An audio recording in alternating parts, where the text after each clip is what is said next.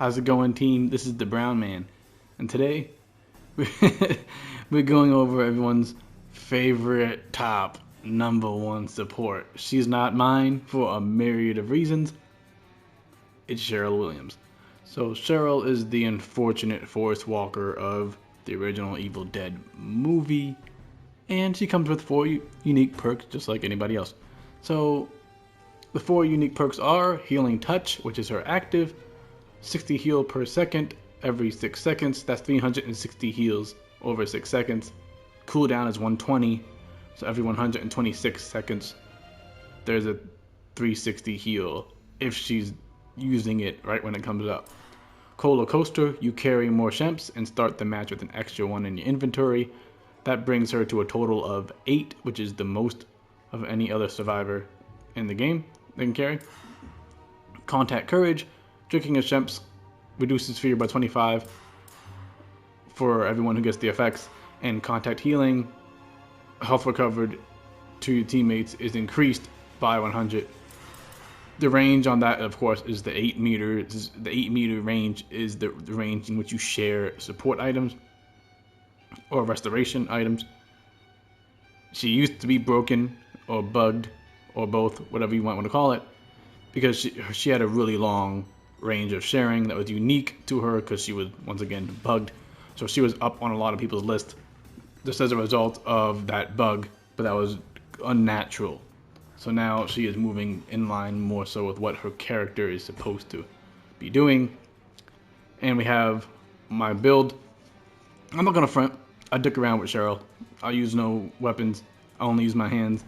There will be a card at the end of this video, and it will be a compilation of crushing people's hopes and dreams with no weapon Cheryl to some really cool background music, our original music, Spirit Strike, and Spirit Suffering.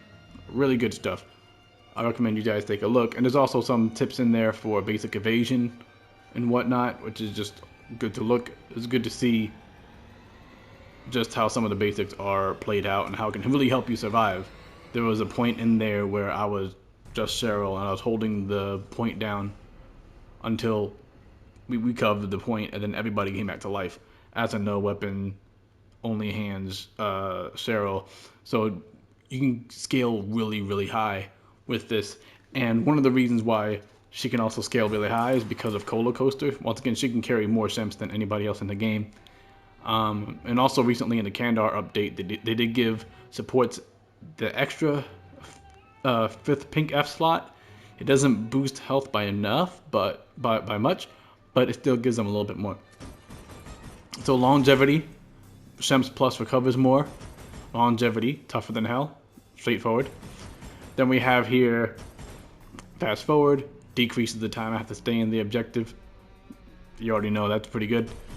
Industrial strength, longevity, and these two for support, more shemps and carry more shemps. Typically that's how I run her, just for the lulz. However, not everyone does that. So we're gonna go into some different builds here. A lot of people like to go there, that's fine. Some people could actually like to go into something like this. So sometimes they'll run something like this just to have more of an offensive presence. You get the extra, oh no, I don't want to reset all skills. No. You get the extra stamina from dodging. So you're able to evade a little bit more. That's not bad. Extra balance bar to help with the stuns. Tougher than hell longevity. Hollow points for the damage. Now some people might be like, hey, you know what? I don't want to do all that. I want more support. That's actually fine. You go into balance bar, tougher than hell, and your 3 will go into deep pocket amulets, so that way you carry more amulets for support. Of course, you want to have an option for Evil Ash. Evil Ash will pretty much take a shit all over your power, and you don't want that to happen. So typically what I do is I'll use my shemps, but then I'll save my amulets. So when Evil Ash comes out, that's when I begin to use my amulets, because it'll mitigate Evil Ash's damage, because Evil Ash has an ability, irreparable damage, which when he hits somebody, they cannot use a Shemps for 4 seconds. So either I have to follow this person and hope that they dodge, and then get baited into range by the Evil Ash, or I can follow them loosely and spam amulets. And of course, just like Pablo, but not to the same extent, you can actually drop your amulets for the warrior if the warrior is constantly trading blows with the Evil Ash. But of course, it's going to be hard for them to dodge out because they have less stamina. So that's something that some people can do, is that another thing people do, some people actually don't go much into self-sustain here, which is once again their priority. I think that is fine. They can go into something like